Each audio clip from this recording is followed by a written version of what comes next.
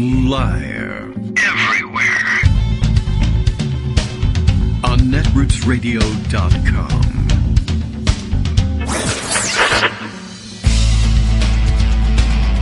David Waldman. Kagro. In the morning. Now, here's David Waldman. Hello. Hi. How you doing, everybody? Good morning. It is Friday, July 2nd, 2021. Time for another show and time for another holiday. We're out of holidays today. Canada Day being yesterday. Are you all hungover as well? I don't know. We had a wild time with Canada Day yesterday. That is, we spoke about it briefly. And maybe those of you in Canada enjoyed the day a little further, or maybe, I don't know, maybe you put off celebration until today, like, and take a long weekend. I don't know. It's July 4th for, like, Americans and stuff. Real people. I don't know. I guess the rich, or the Rush Limbaugh types would say. But at any rate, yeah, July 4th happens over the weekend, happens on a Sunday. It's going to be a little bit awkward, because Saturday is a great day for fireworks. Sunday evening, not so much. But then we have Monday off, but do we really? I don't know. A lot of offices are closed. Not everybody. Of course, if you're working in retail or in the service industry, we expect you to be there. You have to be able to get in and buy stuff or have an Egg McMuffin or something like that, which really is rather patriotic, don't you think? All right. Well, when it comes right down to it, we don't know anything about how they're going to spend the weekend, nor how you're going to spend the weekend. But it should be. Look, we're grateful to have it at this point. I looked something up on the calendar, not my NAFTA refrigerator calendar, but on the National Day calendar. Like, I don't know what else to call it. I think they actually call it the National Day calendar too. That is a calendar of what is it the stupid National Day of today, and there are usually multiple choices because there are, of course, only 365 days in the year, and with the number of stupid things competing for a day, well, sometimes they have to work in tandem. It is National Anisette Day, which is great if you're into licorice-flavored liqueurs, or you just want to say lick a lot, which, you know, that could be anything. Who knows what you're talking about when you get there. But that, again, just one of several selections. It is also apparently National I Forget Day, which I don't know where I saw that now. Now the National Day calendar I'm looking at now only has it exclusively as National Anisette Day, which I feel like, you know, needs more company. But I think yesterday, what did I do? I looked it up, Googled like National Day, and I don't know. I wasn't even sure like how to go about the Google search for this, but here's what it looks like. My history was I typed in July 2nd, July 2, National Day, and I think the first hit is National Anisette Day. So good job for the Anisette PR people, and I would like to meet them. What kind of job would that be? Do you suppose they rep a lot of different liquors, or maybe all licorice flavored things? Or can someone make a living exclusively promoting Anisette? I guess. Why do I work? I wonder about things like that. Whenever I find out that somebody is making a living promoting Anisette, or is a Arabian horse show judge turned FEMA administrator, something like that, I wonder why the rest of us have to work so hard. Yeah, I don't know where that one came from now. I'll have to look through my history and see what hits I got. But National I Forget Day, which I guess is appropriate. I forget where I saw it. And I even read a thing about it, like, what the hell is that? And how would you approach celebrating it? Here's a site that mentions it. I Forgot Day. Not rather I forget, but I forgot. It's a past tense thing. I Forgot Day, this is a write-up, is a day to acknowledge that forgetfulness is part of our lives, and to make up for all the times you have forgotten important things. Like, I have a show to do, and I should be talking about that instead of National I Forgot Day. You know, things like that. It's basically, I guess, a guilt trip day is what it really ought to be. By the way, we won't be on the air tomorrow for National Fried Clam Day. I'm not even making this stuff up. I could, just off the top of my head. How would you know? National Eat Your Beans Day, which, you know, has implications as well. National Chocolate Wafer Day. Chocolate sounds good. Wafer, all right, why not? But By the way, I mean, like, I guess National July 4th with all the we sometimes eat some crappy food on July 4th too. If you're going to precede it with fried clams, beans, and chocolate wafers. Look at this. National Compliment Your Mirror Day. Why? The mirror hasn't done anything. And you're the person in there. Compliment yourself, I guess. And Hop a Park Day, which is, that is to say, the first Saturday in July is the day we, I don't know, hop a park. What does that mean? Just now I'm curious about it. The whole show is going to be about national days happening over the weekend. I need to prepare you for these things. National Hop a Park Day is the first Saturday in July. Creates an opportunity. You know, I think the opportunity was there independently. Creates an opportunity to explore the parks in your area and learn more about your community. That's National Go to a Park Day. And I don't know whether Hop a Park is, you're supposed to go to more than one. How to observe. It's got a hashtag. You'll never guess what it is. National Hop a Park Day. It's very creative. Now, after that, Sunday is National Come Up with a Better Hashtag Day. Celebrate by visiting the different parks in your area.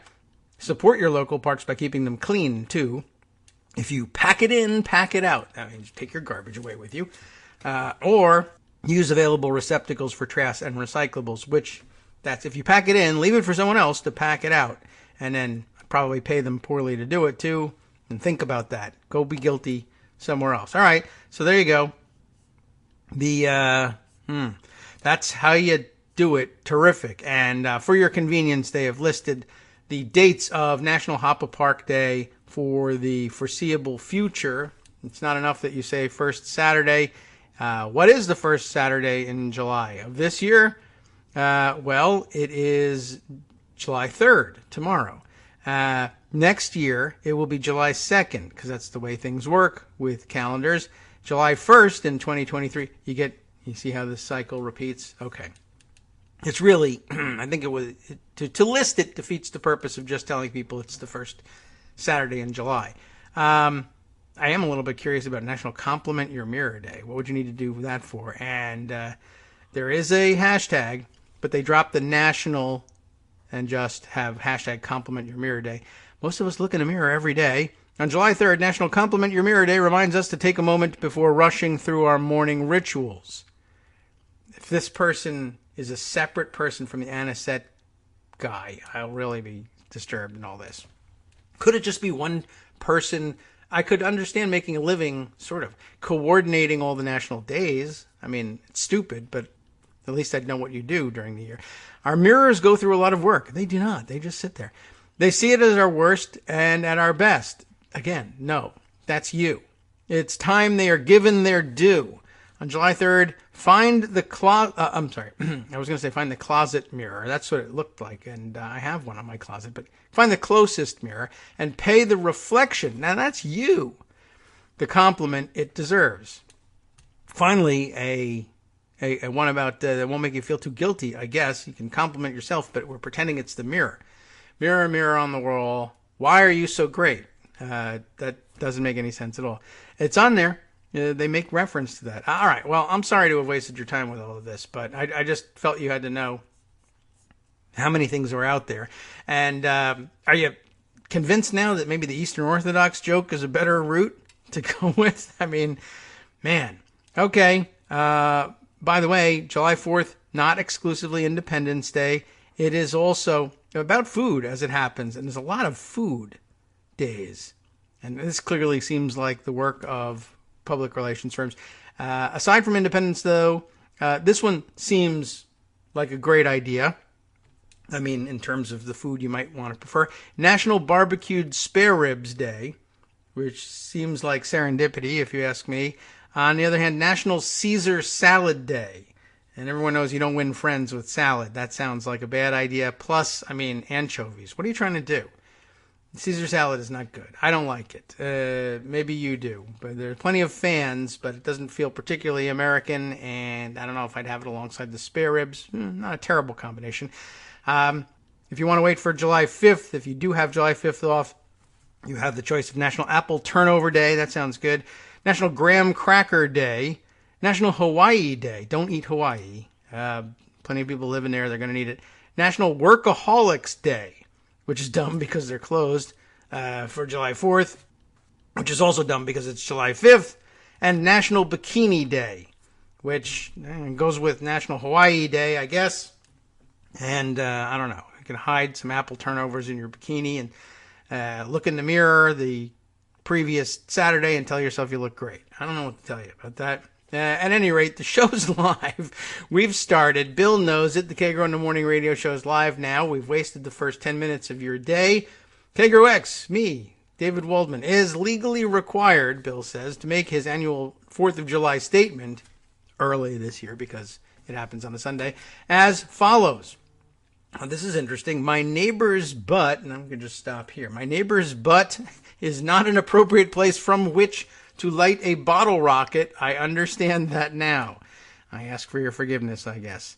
Oh, look at this. I've got production notes going on here. Oh, I'm sorry. There's been no news, and we have to investigate the question, how did this even come up? Was this because of my discussion of Canada Day? We're going to, okay. You're supposed to say, sorry, eh? Well, look, I don't know. Shut up. Why do Canadians drink milk in bags? And the answer is to get to the other side, I guess, because I don't know. Didn't know that happened. Didn't know that wasn't a huge issue, but okay. I'm going to have to, I'll plow forward with this one. It's on Mental Floss, celebrating their 20th anniversary this year. Helpfully noted in the header, why do Canadians drink milk in bags? Big questions by Jake Rawson. Jake, I don't know, man. Get a job. Take a walk through any Ontario area grocery store and you'll see something a little unusual. Shoppers hefting an item into their cart that looks like a plastic package of diapers, but it's not. Weighs roughly 9 pounds and requires some minor effort to enjoy. It's a large, tasty bag of milk. All right. I'm somewhat intrigued. Actually, it's three medium-sized bladders of milk. It's getting more delicious sounding by the moment. Packaged together in one large sack. At home, the milk is placed in a pitcher, and one corner of the polyethylene plastic is snipped off with scissors for pouring. Some Canadians snip a second, smaller hole to let air out. That's a good idea, like punching. Remember way back in the day when you had to punch holes in your giant can of Hawaiian Punch? I don't think they package it that way anymore. But anyway, because it's not fully sealed, the milk needs to be enjoyed relatively quickly. So that's for people who drink an awful lot of milk or use an awful lot of milk all at once. I've seen those plastic bladders without having to go to Canada for it, but in institutional dining halls, essentially, where the milk machines, the milk dispensers we used to have and at the dining halls in college. A big refrigerated thing that you would hang the gigantic bag of milk in there and then feed that little, there was a little, what would you call that? I suppose the appropriate term would be nipple for it, but I don't know. I mean, that might even be what it's called. But you'd feed this plastic tube down through the the piece, I don't know, the exit of the machine, and it had a lever, which was really just a weight. And you'd cut the thing, and basically all the milk would then spill out, but for the lever, which applied the weight to the little chute there and stopped the flow of the milk. And that's how you would put milk in your glass or into your cereal or whatever it was you were pouring milk into. But I guess they never got any other containers in Canada, which is why we celebrate Canada Day. All right, well, for dairy enthusiasts used to the convenience of a resealable container, all of you dairy enthusiasts out there, all of this might seem unnecessary, yet at least 75% of all milk sold in Ontario comes in this unique delivery system. The bags of milk can also be found in Quebec and the maritime provinces. So, Ricky, do you buy your milk that way? PEI is a maritime province, isn't it? One of, what do we got? There's Newfoundland and Labrador and Nova Scotia, and is Prince Edward Island a maritime province? I may be ruining Canada today. All right, well, at this point, Well, I do think it is interesting. I don't plan to read the whole thing. I just find that fascinating. I'm building my own excuse for getting out of here. You only hear this part of the show. Not all of what's going on. You don't hear the secret part of the show that me and the listeners are hearing. They're begging me to stop talking about the milk. Another question from the audience, though, Mighty OCD asks, are we going to talk about crystals next? Why not at this point? Here's a hashtag to go with this. My chakras are messed up. I can't help you with that, and I have no material prepared for that. But certainly, at this point, anything you send me, that's the show. So remember the KITM hashtag, everybody. If you're disappointed in the direction of the show so far, well, my first instinct is F you, do it yourself. My second, though, is send me any material that you think is worth spending our time on instead. Okay. Let's see. And Greg asks, is there going to be a July 5th show? I think so. July 5th is not a national holiday. However, as I did describe to you, it's National Apple. Bring apple turnovers, graham crackers, or whatever. It is National Workaholics Day, so we have to do that.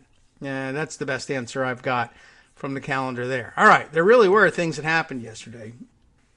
Some of which we probably won't even talk about today because, I don't know, unless, probably, I mean, I'll read an article too about it, but unless Armando calls or demands to call at some point, I probably won't spend much time on the SCOTUS decisions, the Supreme Court decisions from yesterday, on the grounds that I think they were, one, kind of discussed to death yesterday among all the other outlets.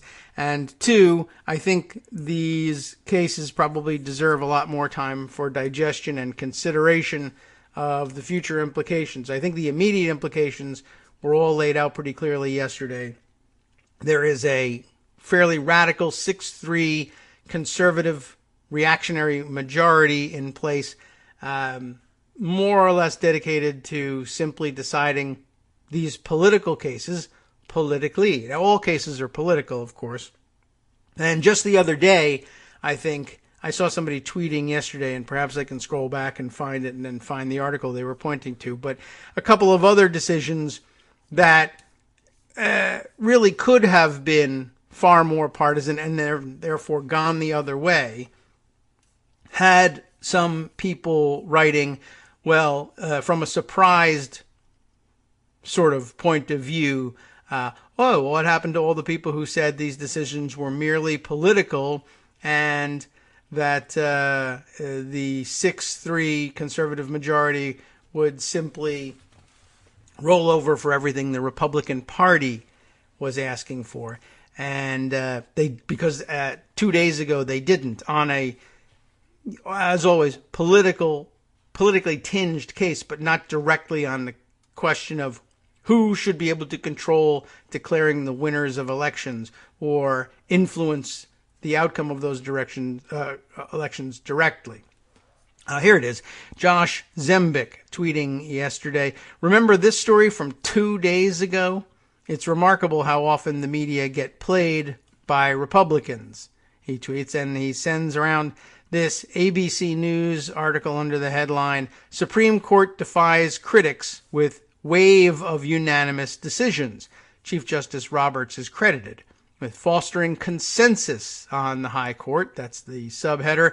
And I guess they're talking about the first couple of cases here that surprised everybody. And that they didn't immediately then look for a case and use it as an opportunity to say overturn Roe versus Wade or something like that.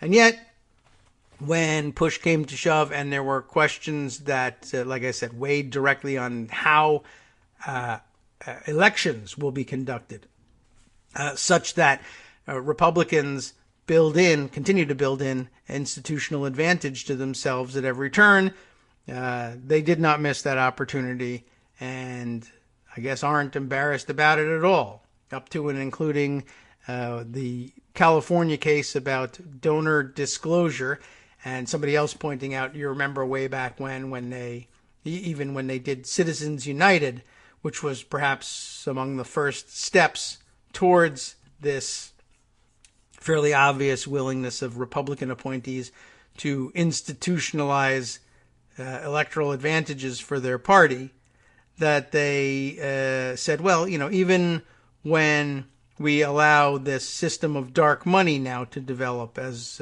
was predictable under their Citizens United decision, at least they said it's all going to be okay, because at least there will be disclosure at some level. You'll be able to identify who donated the money and react appropriately.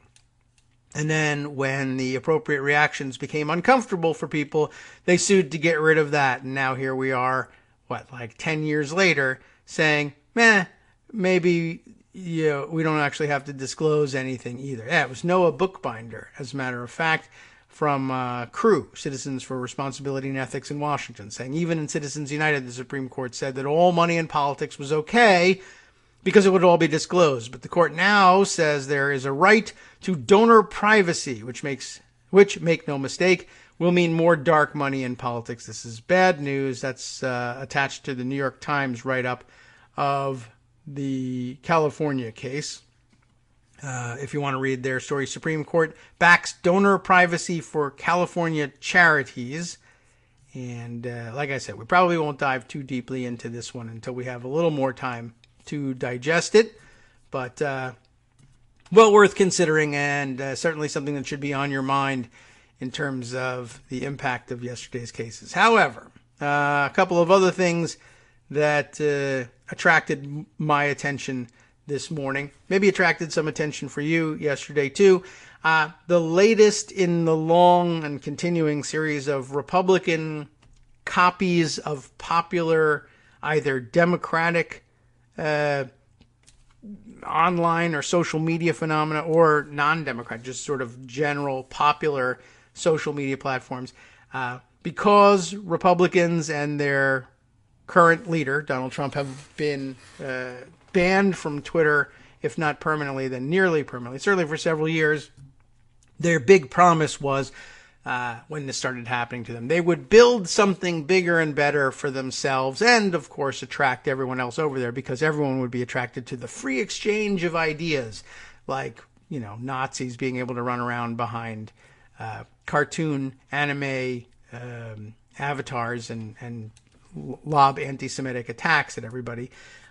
Everyone wanted to go for that, right? But at any rate, when Trump was finally banned, there was, you may remember, a call or an announcement from his team, such as it was, and I believe at the time Jason Miller, the rapist, Jason Miller, was involved in this. He was working for free, just continuing as a Trump spokesperson because he never would get any other job, you remember? And he said, well, we're going to build our own social media platform. And then they came out with the website, the blog, from the desk of Donald J. Trump. And then they closed it because it sucked and even Trump didn't like it and it wasn't getting anywhere. Well, at the time that they closed it, we all laughed. And Jason Miller said, no, that wasn't it. That wasn't the social media platform we were talking about launching. We totally have another one, and it'll be ready in 2 weeks, or a very short period of time, or something like that. 2 weeks, of course, came and went. But now they do actually claim to be launching an actual social media app. I mean, there's not much to it. They got a billionaire to give them a bunch of money, and then they hired some people to, I guess, do the programming. So it exists. You can send messages on it. But no one's on it because it's brand new, and who the hell cares? And it's like the 15th one. They have Parler is still alive. They got, I don't know, what's the other one? What's the one? There was, I can't remember. They had a bunch of them. It doesn't matter. That's how stupid they were. I can't even remember the names. Well, anyway, they launched a new one, and I think they're calling it Getter. And everyone commenting on, what is that? Getter. Kick the crap out of her. Or I don't know what Getter is supposed to be, but it's Gettr. And Jason Miller is involved with it. And, okay, the reporting is out. How the hell did they build the thing? And what's on it and what's going on. The first news I saw of it yesterday was that they were announcing that it had launched and that there were PR missives being distributed I guess, attempting to demonstrate how cool, hip, and with it Getter really was. Why we have attractive young women who are very powerful influencers on Getter, which launched an hour ago, which really should, cause suspicion as it is. And then people were distributing screenshots of these missives that were being passed around. And sure enough, there were pictures essentially stolen from stock photography sites and that had been given presumably fake names, but had been given fake names by people who it seems clear had only maybe a tangential understanding of Western English-speaking naming conventions. And so they had bizarro names. Like there was apparently, I think, a combination of sisters. I don't know whether they were making an outward claim that they were sisters or not, but they had the same surname, but the surname was bizarre. But one of them's name was Cameron, which, sure, that's a possibility. And the other's first name, well, should I get to the last name? The last name, as I recall, was something like Miley, but it was Miily, which there's just no such surname, as far as I know, anywhere in America. Maybe it could be foreign. I don't know. You never know. But I think the dead giveaway here was that the sister's name was Target, which of course is actually a retail store. Popular, name of sorts, and but a name for a retail store. And no one would really name their child Target. That doesn't make any sense. The only thing I could think of was that it was possibly a Palin child that we wasn't aware of at this point, and that she's now all grown up and had moved to get married in Finland, where they might have that last name. I got no idea what's going on, but now the reporters know, and we'll talk about it next. Sup fam, it's your boy Darwin, aka Darwin_Darko, aka the most reasonable man in America, aka KITM's senior black correspondent. You might remember me from such recordings as Spacemen vs. Space Cadets and We Need to Talk About Joe Biden. Today, I want to bring you good news about that thing you've been struggling with. Do you suffer from giving too much of a damn? Do you turn on the series of tubes and find yourself outraged at the particular way some news organization strung some sentences together only to realize, nope, this is not some fictional hellscape? Well, guess what? You no longer have to accept the life of giving too much of a damn. You can do something about it, because even you, yes you, can be a show contributor. Now I know what you're thinking. Hey, Mr. Most Reasonable Man in America, I'm not some professional podcast talking guy. Don't worry about it.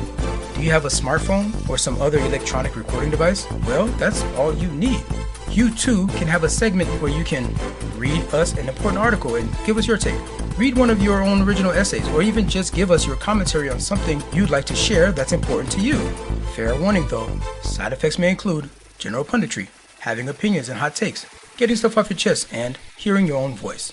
If your recording lasts longer than 5 to 7 minutes, please consult kagrox@gmail.com. That's KAGROX@gmail.com.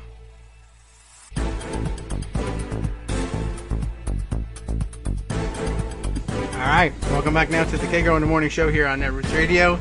Okay, let's see. Yes, Rebecca Romans reminds me that the other right-wing social media site that I'm thinking of is, in fact, Gab. It starts with a G as well, and I was looking at the Getter thing, and I don't know, because I guess I got confused, and it couldn't possibly be the Gab or whatever the hell I was thinking of with a G on it, because I was obviously just confused by the G in Getter. Anyway, I don't know what else to tell you about that, but I can go into the story of Getter here. I was wondering about that. I saw a couple other of the profiles that they shared. Likewise, they were stolen photos. The names were like one-off from normal. Basically they were showing off their influencers, and it was a social media platform full of people named Bobson Dugnut, like things like that. That it made no clear sense, but now I guess it makes a little bit more sense. Plus that, and I guess the write-up page for the app in the various app stores. Likewise, and I think gave a better hint than even the profiles that were being shared, that this was clearly something that had been created outside of the English-speaking world. and not translated particularly well. And that can be the case with almost anything, but now it all makes a little bit more sense as I find the tweet of Will Sommer from the Daily Beast here sharing this story. Is it his own story? That would make a lot of sense. Yes. And he's joined on the byline by Adam Ronsley and our favorite, Aswin Subsang, who, again, I just have to contact him one day and just say, I need you to just speak your name into my recorder here so I can get it right, because we read your articles all the time. Anyway, I'm very lazy and I won't do it. Two, I don't know what. I'm certainly not going to actually call them and say this. But anyway, maybe you'll do it for me. Okay. Trump World app, that's the Getter thing, is bankrolled by, are you ready? You already know. What's the story? Fugitive Chinese billionaire, FCB. Fugitive Chinese billionaire. And how many are there when it comes to fugitive Chinese billionaires? Well, there's a lot of Chinese people and a lot of probably fugitive Chinese people, relatively a smaller number than the total number of Chinese, obviously. Chinese billionaires, there's several of those too. How many are fugitives? There could be a lot, but this is the one that you know. It's the one whose name we've been calling every time. Every time there's an FCB, it turns out to be this guy, up to and including the time that Steve Bannon got himself arrested on the yacht of an FCB, the notorious FCB, because it's the same guy. Same guy involved in this too. A new social media network, allegedly, that is to say, alleged that it's a network, led by Donald Trump. That too is an allegation. He leads nothing. Led by Donald Trump advisor Jason Miller, the leading rapist on the senior staff, is backed by a fugitive Chinese billionaire, FCB. They don't use that initials. What am I talking about here when I say FCB? Abbreviation. Again, it's not necessarily an acronym. But anyway, led by FCB, who once invited Steve Bannon to live on his yacht where he got arrested. And once did a bunch of other things too that are terrible. I mean, we might as well just throw that out there. We'll see whether we get to his background. On Thursday, Miller announced the launch of Getter, a new social media app aimed at conservatives that promises to be cancel-free. We'll see about that. And of course, another comment on the use of the word, the name of Getter. Again, I'm not kidding about Miller. You remember him. He is the guy, one who got another Trump campaign official pregnant during the 2016 campaign and then ran away from the whole thing and has since kind of refused to pay any child support for her. But also apparently had sex with a stripper somewhere along the line on the campaign trail and then tried to slip her the Plan B pill in her drink afterwards to try and take care of any problems he may have left behind. So pretty Trumpy, right? A very Trumpy guy. Anyway, he's still hanging on in Trump world, and he's supposedly responsible. He's the guy that gets to pay himself from the slush fund created by our FCB today. Trump fans wary of social media censorship on more prominent platforms that work, like Twitter and Facebook, started to sign up for the platform after Politico reported on the existence of the new site. What's not made clear to Getter's new users, though, is that the site received initial funding from a foundation owned by Chinese billionaire Guo Wengi and his family. That's the FCB. In an interview with the Daily Beast, TDB, the Daily Beast, on Thursday, Miller said Guo's, quote, family foundation provided Getter with early funding. And here's the part of the story where he tries to obfuscate and pretend that it wasn't all just something that he was able to pay somebody to mock up with this guy's money. Oh, no. It was the foundation, and it's not really him, and he's not our only owner. And we have lots of people named Bobson Dugnut here who are just, regular folks who just want to chat and have been chatting avidly for the past 4 hours since we launched our service, and they're already influencers with 1.1 million followers. Anyway, some of the initial seed money, you see, has come from his family foundation. Miller said of Guo, who also goes by the name Miles Kwok. That's the FCB, not Miller. He doesn't necessarily go, I don't think that's him, by Miles Kwok. Guo isn't a direct investor in Getter, so everybody's off the hook. This according to Miller anyway, which probably means he is. And doesn't have a seat on its board or other formal role. The Trump advisor said the company was backed by a consortium of international investors, but declined to name them. They're from Canada. You wouldn't know them. And anyway, you can't reach them today because it's Canada Day and they're all drunk on fermented milk in bags, apparently. This is all coming back to me now. Declined to name them beyond the Guo Foundation or the total amount of money that has been invested in the new social media property so far. But while Miller downplayed Guo's connections, sites associated with the billionaire have suggested that Getter is Guo's brainchild. And what a brainchild. The idea here being, why don't we make an app that works just like Twitter, except we won't, allow cancel culture or whatever that even is supposed to mean.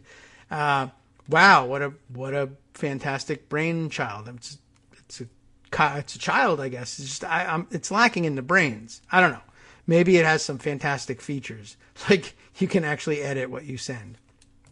Anyway, in a June video on GTV, which no one knows what it is I don't know what that means, but it is a media outlet that serves as a mouthpiece for Guo, which leads me to believe that it's Guo Television. A host summarizing a recent what? Well, there's a word missing here. It's funnier if I just read you with the words missing. A host summarizing a recent Guo made about Getter said, what? That, I guess summarizing a recent statement Guo made about Getter, said that the social media platform was, quote, the concentration of Miles's whole life work, which, again, I think they mean whole life's work, unless it's his insurance. His whole life insurance work has been going into this. So this is how you sum up your whole life. Copy Twitter and then put Bobson Dugnut on it and get me some stolen pictures from, actually, I think the person that stole the picture stole it from a Kazakh, Kazakhstani photographer? I don't know. It's so weird. The whole thing is strange, top to bottom. Anyway, so it's the culmination or the concentration, as they say, of Miles' whole life work, which I guess is also an indication of, like if we now ask, did you guys write the summary of the app for the App Store? No, we write this thing of my whole life's work. Oh, because it sounds just like every statement you've ever made. There's just one or two words that's just, that doesn't feel like native English. Anyway, the host of the GTV show, which I can't believe there is such a thing, added that Guo had come up with the idea for Getter's logo, which is a torch. I can see why he's a fugitive. I mean, billionaire. They're the smartest people. That's why they're so rich. This logo of Getter is his idea, representing that Getter will ignite the hope of mankind and the spirit of the Olympic Games, the host read. What the F does the Olympic Games have to do with it? Again, this is like, I don't know. I mean, it's like reading a Chinese takeout menu. I mean, I guess it makes sense that they're not native English speakers necessarily, and as well as they're trained, I guess it stands to reason that people who are Chinese language speakers and who learn English, presumably in China or nearby, maybe from the same people, are going to start making the same mistakes, but I don't know. So that's the whole thing. The logo is his idea. The social media aspect of it, he just stole from Twitter. Miller told the Daily Beast he wasn't sure who came up with the torch logo. They have to obfuscate on that. We don't want to get caught on the torch logo. When the Daily Beast asked Guo for comment, Guo's staff forwarded the request to Miller. Other websites associated with Guo have promoted Getter for weeks, even though the site's existence wasn't widely known until Politico first reported on it Thursday. So you can blame Politico for that. By the way, they are advertising in the little sidebar here a gold souvenir coin of some kind that's supposed to be like support law enforcement. Buy this coin, and it's got I'm commenting on it because of the Chinese angle in this. It looks like they have these profiles of faces of a one man and one woman police officers sort of side by side, but it looks like, for all the world, like the futurist communist propaganda out of the Soviet Union or communist China. The style in which these faces are portrayed. It's very odd to see alongside this story about our FCB. Yeah, there it is again. I mean, they're wearing police caps, but they just look like those little Mao caps, the way this thing is done. All right, so, and it's weird because, the coin says Liberty 2021 on it to make it look like real official coins, and I guess it's from the, Franklin Mint or something. But anyway, it's very disconcerting to see the futurist communist stuff alongside the Liberty emblem. Anyway, back to the story here.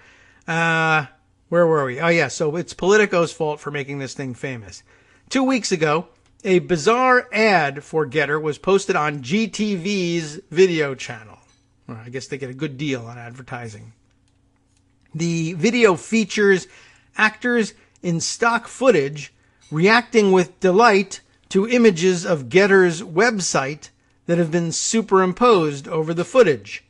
The ad promises that Getter will be, quote, gossipy and feature, quote, virus truth, which I think, they go on to say, an apparent reference to Guo's claims that the Chinese government was behind the coronavirus pandemic, although I do question whether they meant viral truth, like our stuff is going to go, we're going to tell the truth and it's going to go viral, but we got the wrong word. I don't know.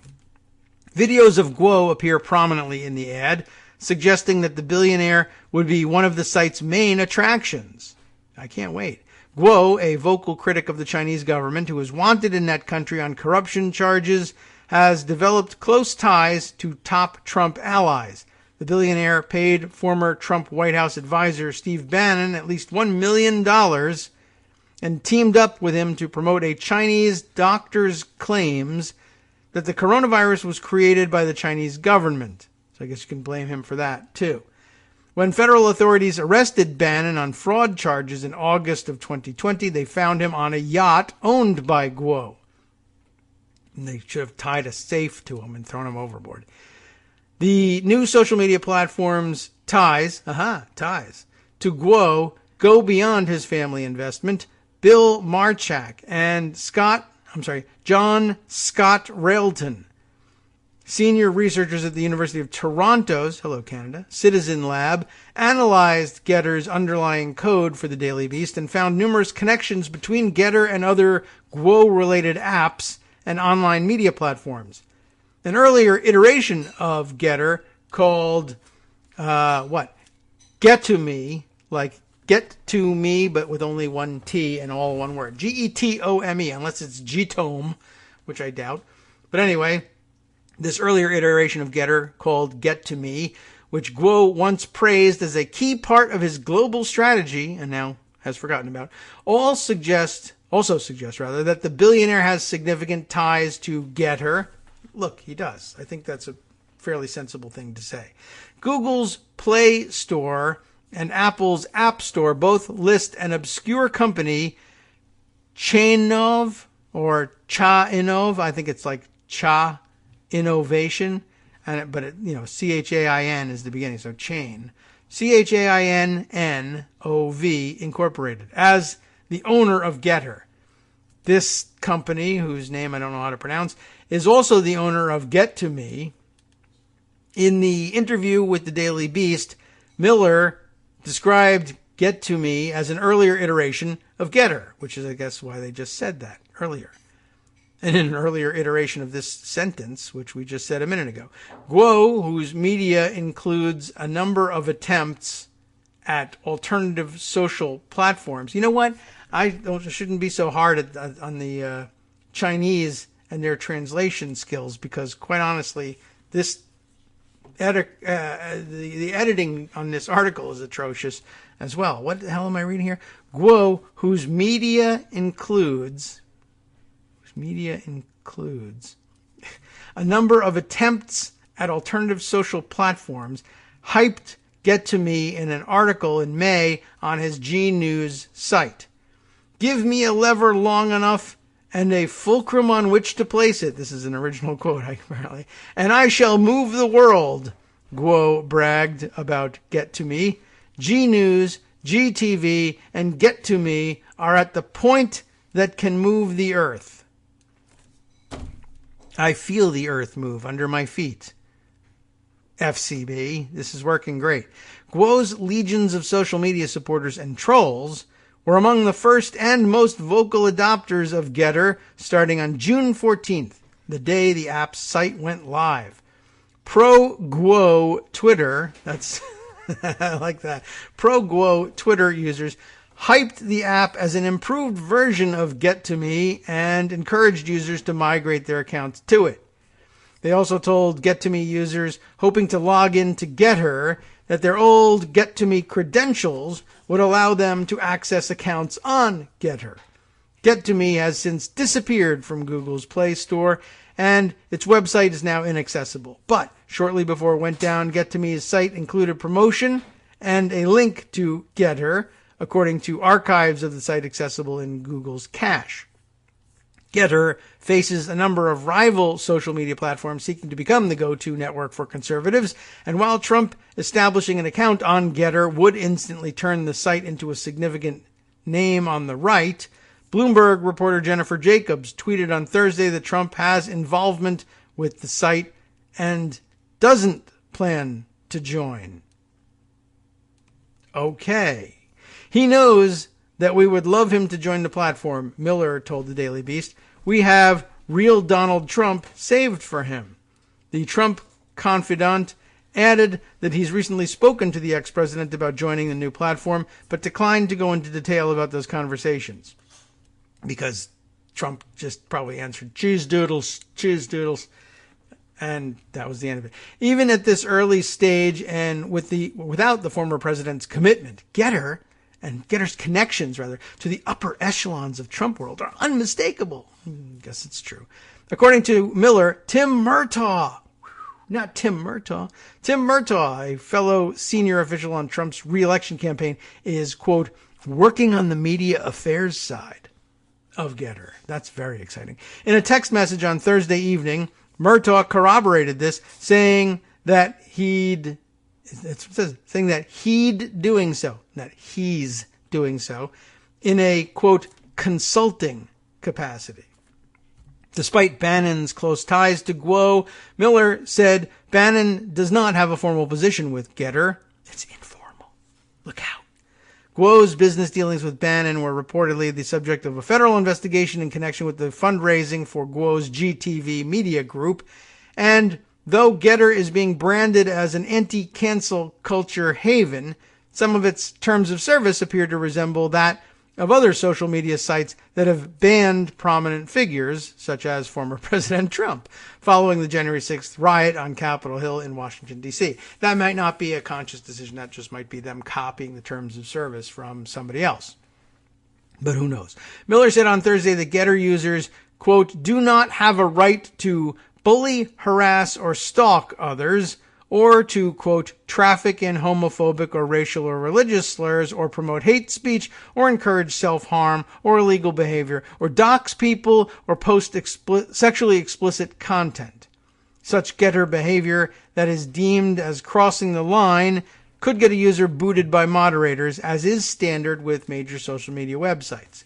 The Trump advisor also mentioned that, quote, content depicting violence, such as beheading, specifically referencing liberal comic and actress Kathy Griffin's famous anti-Trump photo, would not qualify as free political speech on Getter.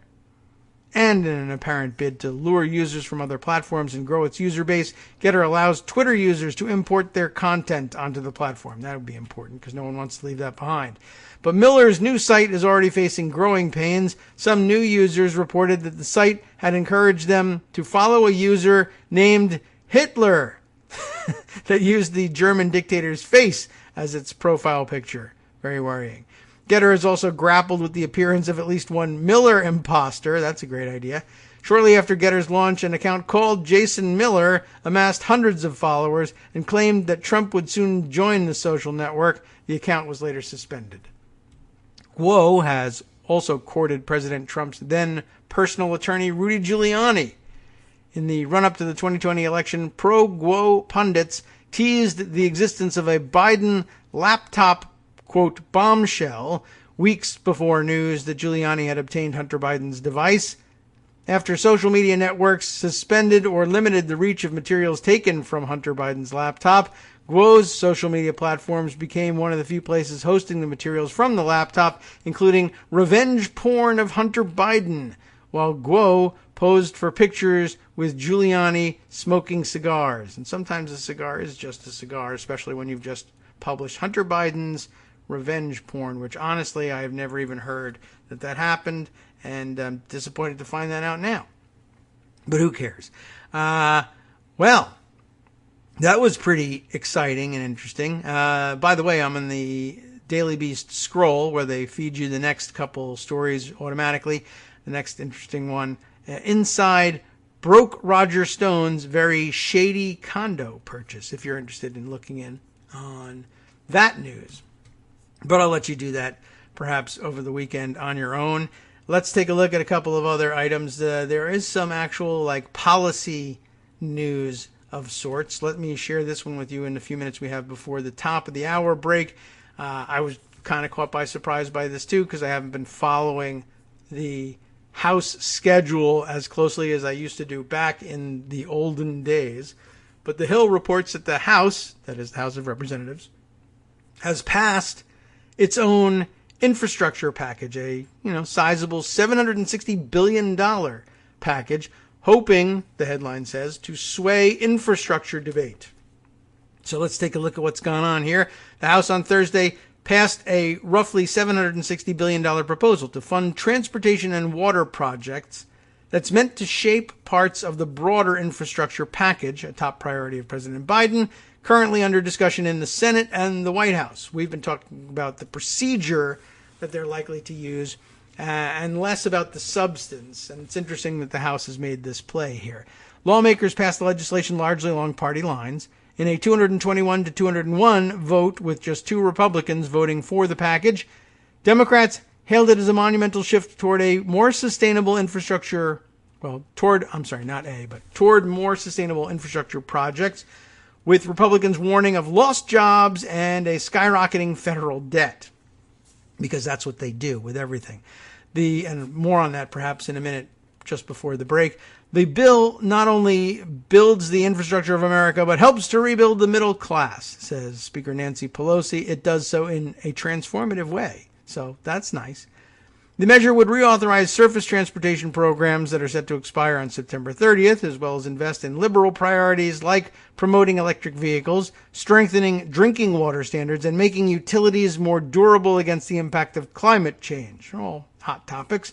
Thursday's vote came as Biden is fighting to keep GOP senators on board with the bipartisan infrastructure framework, while assuring progressives that a larger Democratic-only package, or if needed to be Democratic-only, expected to include elements of his economic agenda like subsidized higher education and paid family leave, is still on the way. As the Senate and White House grapple over the particulars of their fragile agreement, a plan that has not yet been drafted into legislation, House Democrats are battling to ensure that some of their priorities find their way into whatever final product emerges from the talks. This bill is designed to be a part of the president's jobs bill. It's not a substitute for the jobs bill. Not a substitute, says Steny Hoyer, House Majority Leader. Democrats are hoping to use the legislation passed on Thursday to make it easier to include some of their priorities in the bipartisan package that's still being negotiated. Right, they just want it, either the whole bill or pieces of it included. And if you've provided House-passed legislative language, it makes it that much easier to just cut and paste it into any final framework. House Transportation and Infrastructure Committee Chairman Peter DeFazio suggested that adopting some of the policies from the House package could help speed up the Senate process, given the Democrats' ambitious timeline for passing an infrastructure package, since his panel now has legislative language ready to go. Indeed, he's urging Senate Majority Leader Charles Schumer to do just that. Schumer would like to move quickly, and I said, well, it took my staff 7 months to write the policy. I don't know how quickly you can write a policy over there, so I would suggest that you look at our policies and we adopt significant portions of those, DeFazio said. So that makes a great deal of sense. I think probably all we really need to know about the idea of passing such a bill. And there's some more discussion of precisely what's in the bill in this article, which I'll share with you. That's the less exciting news, but more wonky news. But perhaps we can discuss that next week, or maybe next time we're talking with Joan, if it looks like some of these things will make the leap into the Senate bill. But reading earlier in this piece reminded me, I guess, the doomsaying and the votes against the package and the claims that it would somehow crash the economy and cost jobs, et cetera, as Republicans often do. Reminded me that today was a jobs report Friday, and part of the morning Twitter chatter, as I saw it, was people repeating the very bad predictions, and they're rooting for the failure of the economy that Republicans were engaging in this morning. In this morning's Twitter chatter. This was Congressman Kevin Brady of, where is he from? Texas? Yes. And I guess, as part of the rah-rah Republican prep for Jobs Friday yesterday, he tweeted out yesterday, tomorrow is June jobs report quiz. Here's the quiz he proposes for you. How far short of promised jobs will hashtag Biden jobs plan fall? Hint, it then says he's 1.56 million jobs short now. So then the question is, how many more jobs, how short will the jobs report fall relative to the predictions? And he gives you the choice of 300,000, 500,000, 700,000 jobs, or option D, he'll hit his projections. Just kidding. Well, jobs report is out, and apparently it exceeds all the predictions by quite a bit too. So awfully dumb.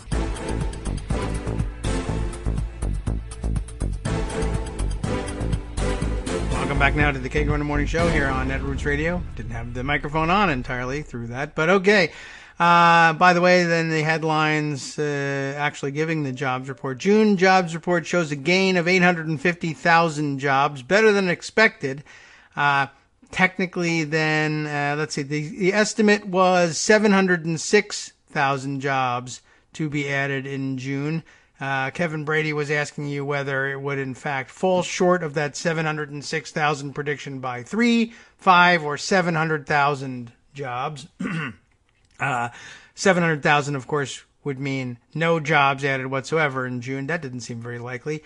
But just reminding you that that's the Republican play on everything. Root for the economy to fail when Democrats are in the White House and predict doom from their plans. It reminds me, of course, as everything does, of the collection of quotes I have from Republicans pre-trashing the Clinton economic stimulus package in 1993, saying things, of similar nature. The one that stuck out to me, of course, was John Kasich's insistence that the plan couldn't work and would never work. And he was so sure that it couldn't work that he told everybody, well, if this plan was to work, I'd have to become a Democrat. And guess what? It did work. He never became a Democrat. But that's fine. We didn't really want to have him either. But again, illustration of that's what Republicans do with every opportunity to take a guess about economic news and Democratic plans for the economy, even though over and over again, the actual pattern, if they were to pay attention to such things or give credence to facts, is that Republicans tend to ruin the economy and jack up the federal debt. Democrats tend to come in and fix it, which Actually, a lot of Democrats quite resent the fact that we have to do this. And at least, thankfully, we've gotten away from the idea that austerity is the way to put ourselves back on track. And thankfully, we haven't been making that mistake lately. But anyway, just another one in a long line of stupid predictions. Not that Kevin Brady cares in particular about being stupid. I think it's sort of a career for him, and he doesn't mind. Okay, some other things to share with you that might be of some interest. Doesn't really matter. They're being shared with you one way or the other. And this one caught my eye. Media Matters piece, which, let me scroll through and see exactly how long it is. Media Matters, terrific organization. Great people who work there. Some of whom are quite adept at holding our attention with really great storytelling and narratives. But Media Matters as an institution, I don't know whether it happens at the editorial level or what, but when they finally write up their stories for publication on their site, it's the driest stuff you ever saw in your life. The best way to get your information, unfortunately I don't have it in front of me, but the best way to get your information from Media Matters so that the story is told in an interesting way is to read the tweets of the people who worked on the story, promoting the story. Reading the story tends to be super dry, but that's what I have in front of me. Let's get the gist of it. It might only be the headline that we need. Just how everything old is new again, I suppose. The FCB is funding everything, and Republicans are infinitely doomsayers about the economy when it comes to reviewing or predicting the results of Democratic plans for the economy, and constantly wrong and never admit it. Here, they are just basically doing the same thing over and over again. It turns out that in 2012, Breitbart tried to use critical race theory to take down Obama, and it failed miserably. Let's find out about that, because I'm pretty sure that most people, certainly those who are find themselves now at school boards screaming that we can't possibly allow the teaching of critical race theory to kindergartners, which has never been happening. I've never heard of critical race theory before the last couple of weeks or months when, I don't know, I guess radio show hosts and various internet influencers told them that it was the worst thing ever and they had to run out and protest it. But it's actually, a real thing, and it doesn't get taught in kindergarten, but it's been around a little while, and they've only just realized it. But I didn't know how far back it went with them. Let's see. So 2012, Breitbart tried to use critical race theory to take down Obama. It failed miserably. Ben Shapiro was apparently involved in it, and Joel Pollack as well. They ran the same playbook against critical race theory at Breitbart nearly a decade ago. Written here by Spencer Silva, with research contributions from Carly Evans. And it doesn't tell you who edited the thing to death, if that's in fact what happened. A few weeks before he died, Breitbart News founder Andrew Breitbart teased his master plan to take down President Barack Obama ahead of the 2012 elections. In part, the plan relied on associating Democrats with the little-known academic study of systemic racism called critical race theory, and rendering it radical and toxic enough, and it's working now, to damage them in the upcoming election cycle. Just need to wait 10 years. This election, we're going to vet him from his college days to show you why racial division and class warfare are central to what hope and change was sold in 2008. That's the way the sentence is quoted here. That's Breitbart declaring during a speech at the CPAC conference. The videos are going to come out. Oh, the Whitey tape, essentially. Okay, very good. The most hyped video among the ones Breitbart promised was, ironically, already publicly available and had been reported on during the 2008 campaign. It finally surfaced after Breitbart's death. Yay! Sorry. In March of 2012, the footage showed a law school-era Obama, who was then the president of the Harvard Law Review. Oh my God, not that. That's terrible. Talking about and hugging an academic named Derek Bell at a 1990 protest. The video was supposedly evidence of Obama embracing, literally in this case, extreme anti-white views. As Joel Pollack, then editor-in-chief of Breitbart News, would tell CNN's Soledad O'Brien, Derek Bell is the Jeremiah Wright of academia. He passed away last year, but during his lifetime he developed a theory called critical race theory, which holds that the civil rights movement was a sham and that white supremacy is the order and it must be overthrown. Ultimately, the smear attempt flopped, but it marked conservative media's first crack, led by Breitbart. Steve Bannon, who at the time was a board member of Breitbart News Network, and their employees, a crack at poisoning the specific phrase critical race theory and seeding it in the wider public discourse. This attempt may also partly explain why the current fear-mongering about critical race theory spread so fast and successfully. Right-wing media and activists, as well as their peers at conservative think tanks like the Heritage Foundation and the Manhattan Institute, seem to know exactly what they were doing because they have dusted off the same playbook from 2012. And they even share some of the same funders. Next section up here, Huggate. Now, they try to put gate on everything.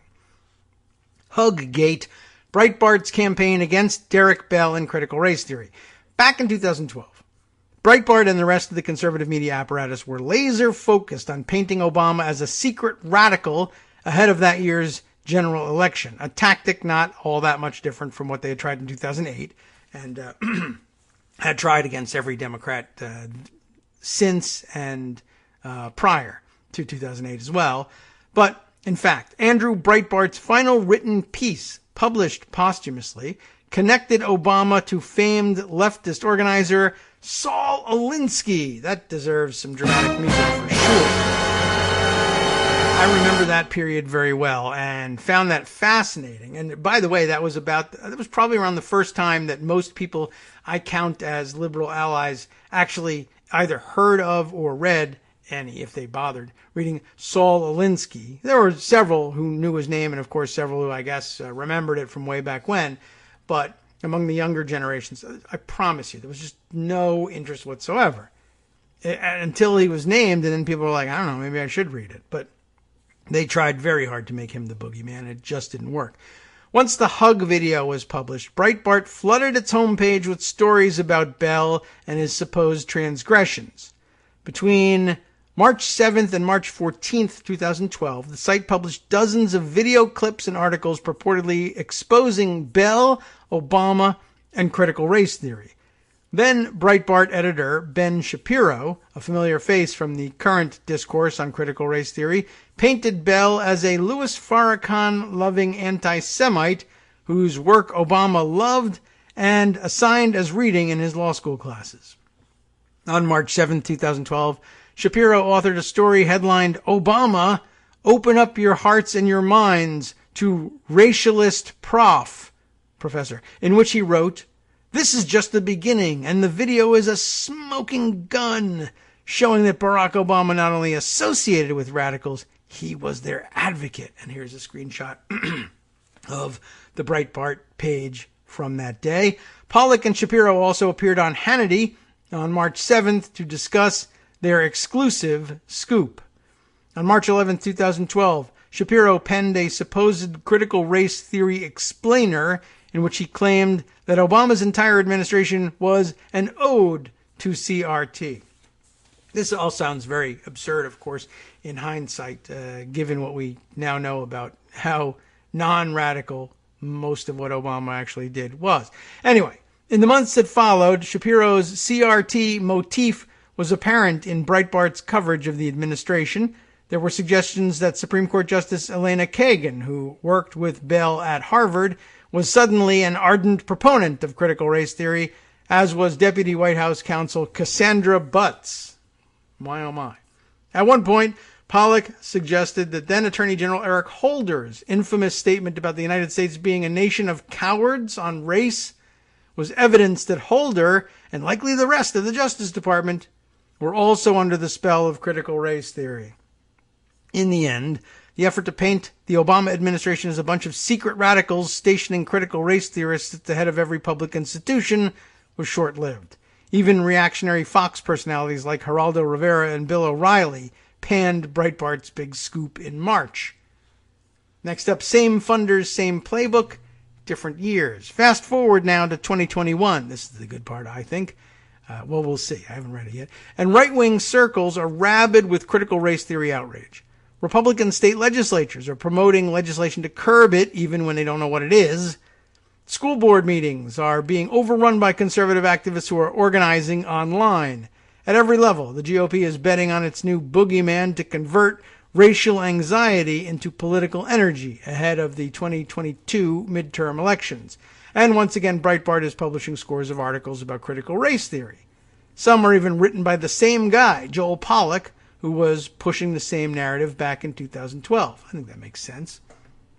Ben Shapiro, now one of the most popular conservative pundits in the country, is once again helping lead the right-wing media campaign against critical race theory, but this time the megaphone is bigger, broadcasting the same talking points about critical race theory to his millions of followers on major social media platforms like Facebook and Twitter. And get her.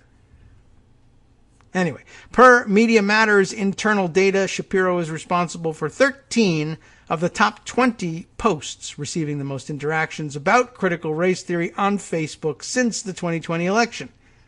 Last month, we reported that among Facebook pages that post about politics, nearly 90% of the posts that mention critical race theory were by right-leaning pages.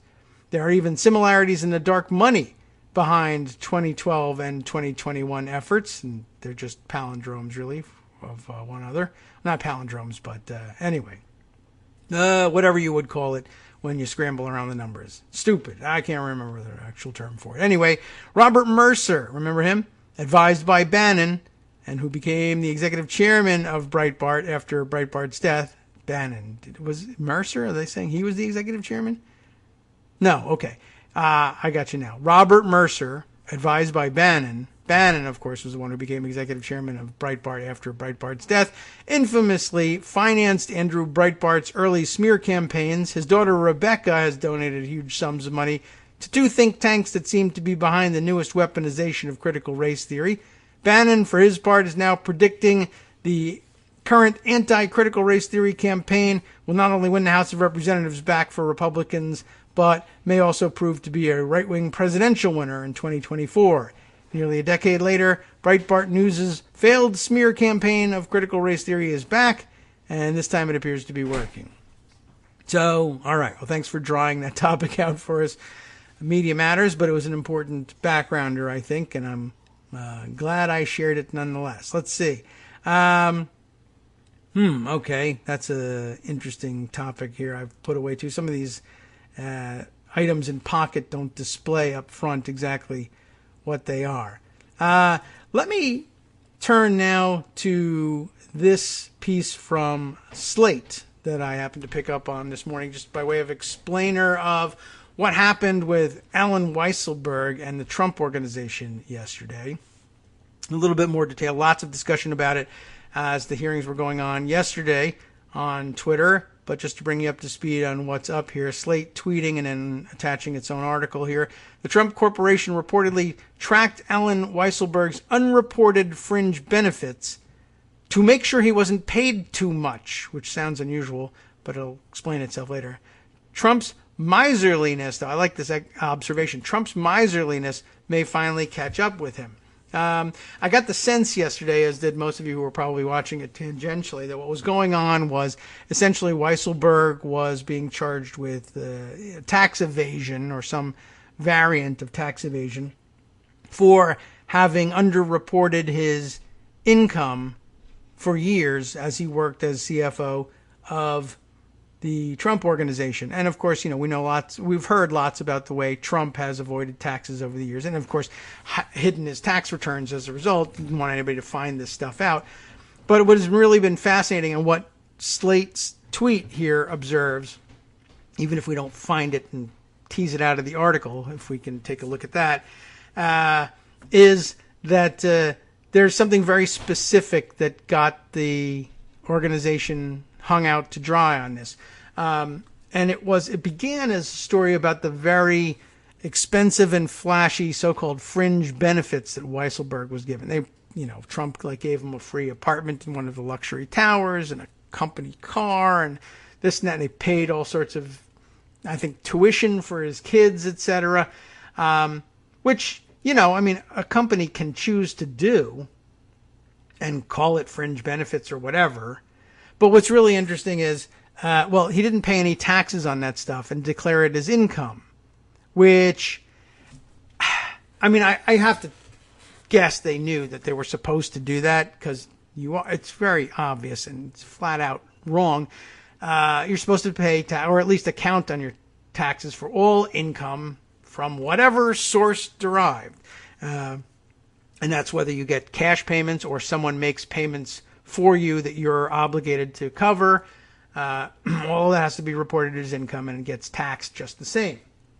But, pardon me, one of his favorite tricks, Trump, and I guess all the people like him, is to try and feign ignorance about those things, or to purport that they thought, oh, well, if you do that, then it doesn't count as income, and I didn't realize you had to report it, even though they know very well, because they get caught over and over with this stuff. But they love to pull this same trick over and over. And in fact, apparently, Eric Trump was on TV yesterday. I don't know whether the lawyers knew he was on TV, but he was complaining about the whole thing being a sham because these things that Weisselberg was being accused of not reporting, why, those were fringe benefits, and you don't have to report those. Yes, you do. You do. It's just flat wrong. But it's, a rich idiot, and particularly a rich idiot's son's idea of how income tax law works. I never reported it, and they never arrested me. Well, yeah, because you're rich, and they don't go after you, and you've got lawyers that tie them up in court for years. They stopped going after you people. But that doesn't mean it's right. In fact, it doesn't mean it's not wrong. It is completely, explicitly wrong. You just don't know what you're talking about. Anyway, also very interesting in all of this was that Trump was really, like he said, very miserly about this stuff. Apparently somewhere, I don't know by what arrangement, but Weisselberg's salary was fixed at a fixed rate for some reason, and I don't know why they chose the number. It was a healthy number. It was like I don't know. In passing, I think I saw $940,000. Terrific, great salary. But Trump was so tight with money when he's giving it to other people that he apparently kept very strict books. Every time he would give him one of these fringe benefits, he'd put a monetary value on it and deduct it from the $940,000, and then the payment that Weisselberg would get in salary was adjusted accordingly. So they kept books different from their official books that they used to pay their taxes with, of exactly how much they were compensating Weisselberg so that they never accidentally went past the $940,000. It's not like he was just flinging benefits at him to keep him there. He was still holding to the number that they had agreed on for whatever reason. That doesn't create, again, any real liability problems. You can compensate people that way if they agree to it. What the problem was, of course, was that in the official books that they shared with the IRS, they just weren't counting that as income for them at all, but they were secretly tracking it themselves. So they can't even claim ignorance of, well, I don't know how much we gave them. No, you tracked it very carefully, just for your own purposes. You were supposed to report it to the government and you didn't. That's the big problem. Then he was supposed to pay taxes on it and he didn't. That's his big problem. Then you went out there and pretended you didn't know what the law was. That's everybody's problem. All right, so here's what's in Slate. Jeremy Stahl wrote this piece here. Prosecutors say Trump Organization kept a secret spreadsheet to track tax fraud. Seems like a bad idea. Subheader here says illegal benefits were allegedly tallied up but not shared with the IRS. And that's where the sad trombone sound would come in if I could find where I have this. And there it is right now. The fact that I couldn't find it very quickly and use it when it was actually funny also itself gets a sad trombone. On Thursday, prosecutors in New York presented the specifics of their previously announced indictment against Trump Organization Chief Financial Officer Alan Weisselberg and the Trump Organization itself. 15 criminal counts, including tax fraud and grand larceny. Always good to hear the term grand larceny. The name of the biggest ballroom at Mar-a-Lago, by the way, the Grand Larceny. The indictment of Weisselberg, who helped lead, more or less, the Trump Organization with Donald Trump Jr. and Eric Trump, because they helped lead, while Donald Trump was in the White House, had been expected for weeks. It is reportedly part of an effort by retiring Manhattan District Attorney Cy Vance to compel one of Trump's top lieutenants to testify against him as part of a sprawling grand jury investigation into Trump's business practices. While the outcome here was not surprising and had been telegraphed throughout the week, there were some new and interesting details to come out of the indictment itself. Specifically, a number of sections of the indictment demonstrated exactly how the Trump Corporation took pains to document its own alleged crimes, with special spreadsheets for tracking Weisselberg's real compensation, which included $1.7 million in unreported fringe benefits, versus the compensation that he did in fact report to the IRS. According to the prosecutors, the absurd bit of self-incrimination went like this. The Trump Corporation set Weisselberg's compensation at a fixed amount of money, specifically, $940,000, with bonuses. So then, is that including the bonuses, or $940,000 plus any additional bonuses, which means that it's not that fixed? I don't know. From 2011 through 2018. Sounds like there was a $940,000 cap. Why they couldn't give the guy $1 million, I don't know. Then, instead of simply putting that money into his paycheck and reporting it to the IRS, the Trump Organization allegedly diverted part of it into fringe benefits, such as private school tuition for his grandchildren, a Manhattan apartment where Weisselberg and his wife lived, and leases on 2 Mercedes-Benzes for him and his wife. All of these perks should have been treated as taxable income in their own right, the indictment says, but instead, Weisselberg and the Trump Organization failed to report them as part of his income, avoiding hundreds of thousands of dollars in tax liability. But here's the fun part. Phew, here comes some fun. Ready? Ready for fun? Lest anyone think that this might have been an innocent mix-up over which additional benefits should have counted as taxable income, the Trump Corporation allegedly maintained an internal spreadsheet that included the fringe benefits alongside Weisselberg's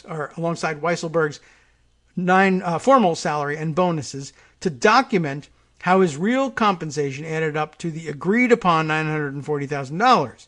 So, the fringe benefits were explicitly and directly deducted from Weisselberg's gross pay in that separate spreadsheet, which may as well have read, "Here's a detailed description of how we conducted our alleged tax crimes."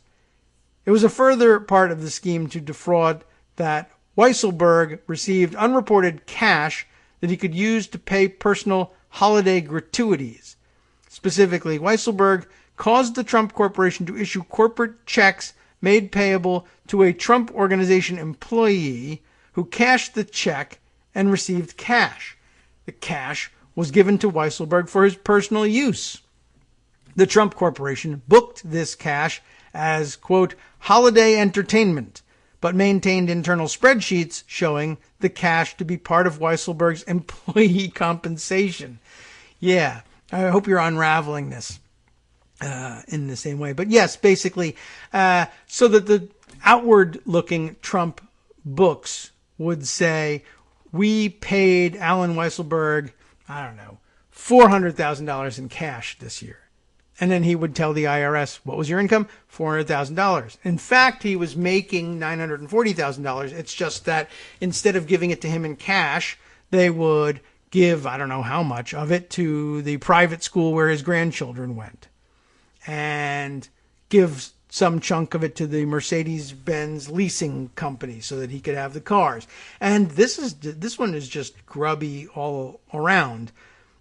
We need to just give him a wad of cash for his own personal. It's his now. But for some reason, we're going to do it this way. The Trump Organization will write a check to some other person who happens to be a Trump Organization employee, and their job is to go cash that check and then hand the cash to Weisselberg. Meanwhile, somewhere, I mean, if the check is written to this employee, somewhere, presumably, there's a record that the IRS may or may not actually see that says that this employee got that money and he's paying taxes on it. Anyway, although I guess here it says the Trump Organization booked the cash as holiday entertainment, so it wasn't necessarily that the check was issued. Well, I guess it was. It says it was issued in the name of this Trump Organization employee, but they explain it on the books as, well, we were just having them cash that check so they would have actual cash on hand, and I guess they could use it to tip the waiters at the holiday party or something like that. Now, why it wasn't the Merry Christmas party, I have no idea. Now that we can say Merry Christmas again, thanks to Donald Trump. But that's what they did. Holiday entertainment. Could have been another holiday. Could have been National Anisette Day. You never know.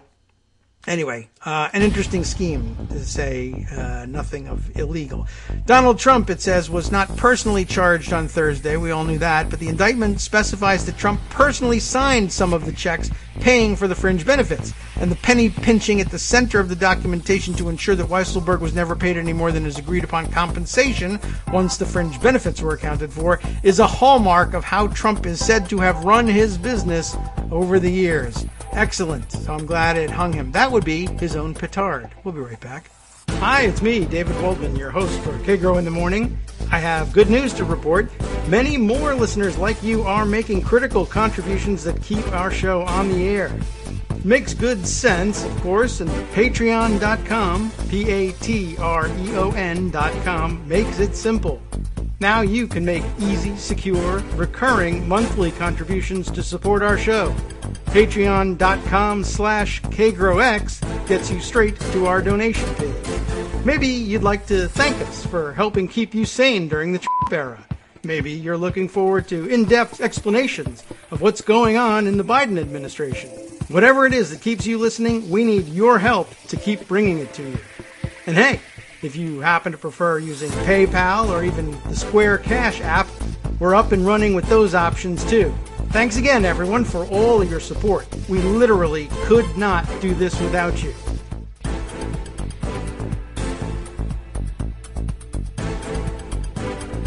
Welcome back now to the Kagro in the Morning Show here on Roots Radio. Got one more segment to go before the big holiday weekend. Happy National Anisette Day, everybody. I don't know, that was very radio-like. Let's continue on with Slate's explanation of what was going on with the Trump Organization and Weisselberg, and I think there's just a little bit left. Couldn't squeeze it in before the break. But as the New York Times noted on Thursday, Trump's former attorney, Michael Cohen, that one, who pleaded guilty as part of another alleged Trump criminal scheme involving hush money payments to you-know-who, an adult film performer, during the 2016 campaign, described Trump and Weisselberg in his book as like frick and frack when it came to stiffing vendors.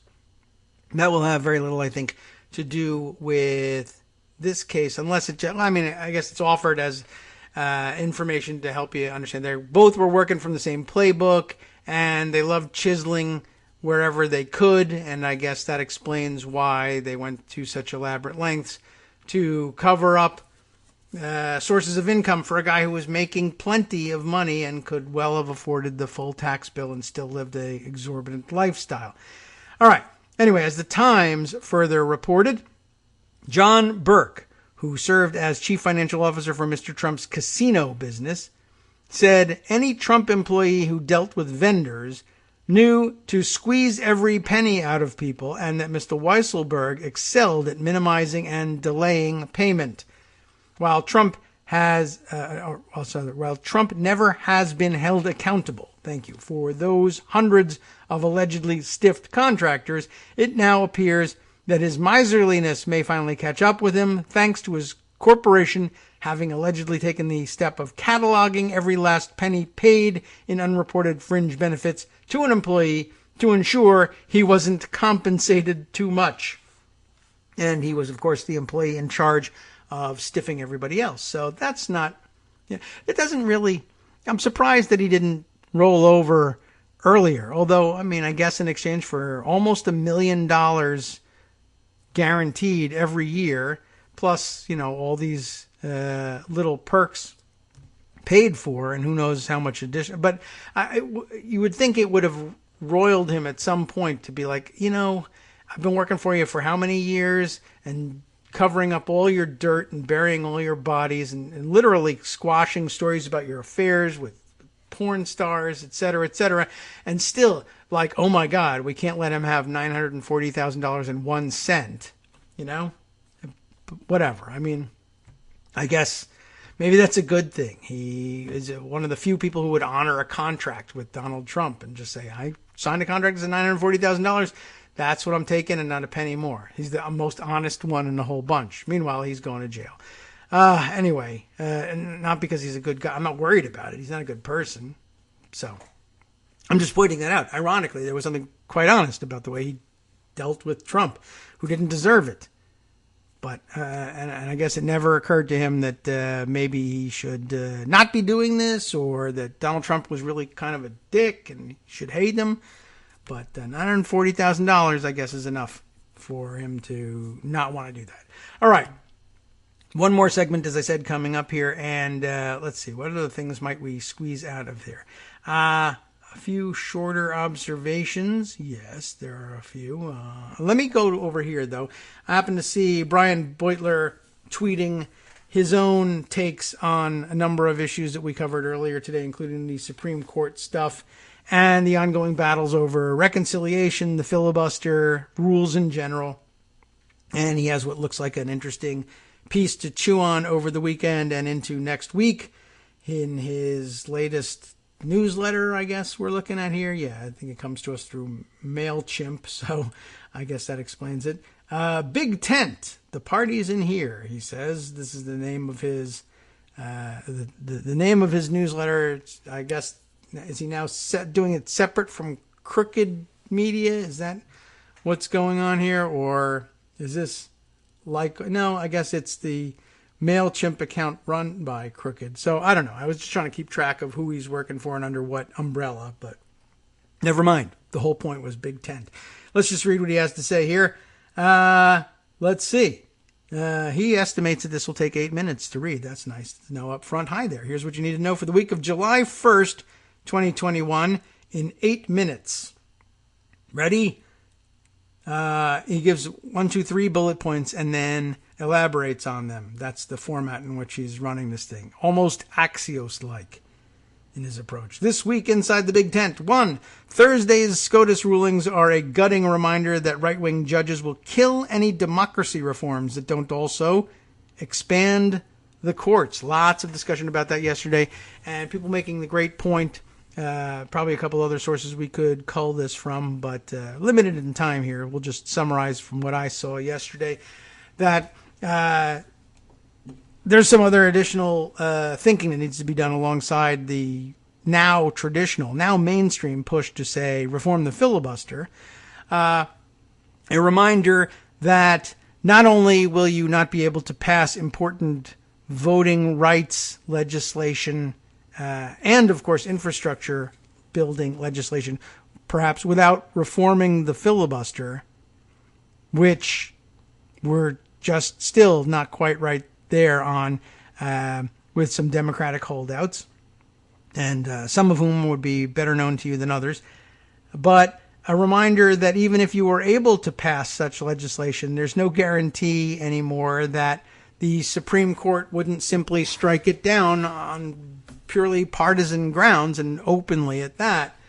So we have to remember that even if you reform the filibuster perfectly tomorrow and passed all of this legislation, it's no guarantee that it survives given the current state of the Supreme Court. So it's time, as many people noticed yesterday, to turn some attention back to the idea of reforming the court as well. Second bullet point here, Dem leadership, though, has foreclosed court expansion and seems intent on governing only through the budget reconciliation process. And the third bullet, therefore, Dems must use the budget reconciliation process to create new inducements to make voting much easier. Let's put it all together with some more detail now. First up, Reconciling Ourselves is the title he gives to the first section here. I try to use this space, he says, to synthesize a week's worth of developments. Let's help him do it by reading them. And the recent challenge has been to find the tissue connecting a bunch of crappy, not the word he uses for it, news on the democracy front with the Democratic Party's stubborn march toward a normal politics that no longer exists. Kind of like, I guess, This is the print version of our show, I suppose. And the upshot usually ends up being something about the importance of confronting the right-wing attack on democracy head-on with new laws, aggressive oversight, accountability, etc., rather than through bank-shot faith that voters will reward Democrats for enacting popular economic policies. This week, I want to try a slightly different approach because the news environment points in a slightly different direction. And also, the is actually in there. The usual one isn't working. Given yet more worsening threats to democracy and, again, the ho-hum response, I want to meet Democrats where they are and suggest ways for them to protect democracy within the constraints they've imposed on themselves. Specifically, if Dems are only willing to govern within the context of the budget process and of low salience issues where bipartisanship may still be possible, then they should use the budget process to induce voting and induce employers to make voting easy. Next section here for addressing the first of the bullet points, I guess. Burning down the House. With reference to the Brnovich case decided in the Supreme Court yesterday. This isn't actually an either-or thing, but it came to mind on Thursday when the Supreme Court closed out its term with two new partisan 6-3 rulings. One, Brnovich, which further weakens the Voting Rights Act as a means to fight discriminatory voter suppression laws. Another, Americans for Prosperity, which renders all but the most useless campaign finance disclosure laws unconstitutional. Taken together, these cases point to a fear I've aired before, that even a robust democracy protection agenda backed by a confident Democratic Party is likely doomed unless it also includes court expansion, a component the party leadership has already foreclosed. The judiciary, as constituted, will simply not allow the kind of democracy reforms on offer. Nonpartisan redistricting, pre-clearance, disclosure, etc., will not allow those kinds of reforms to survive even a single election.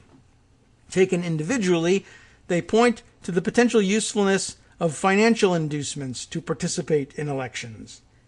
In Brnovich, the right-wing majority actually endorses the view that facially neutral voter suppression laws that disproportionately harm voters of color aren't necessarily racist because they may just be harmful to all poor people.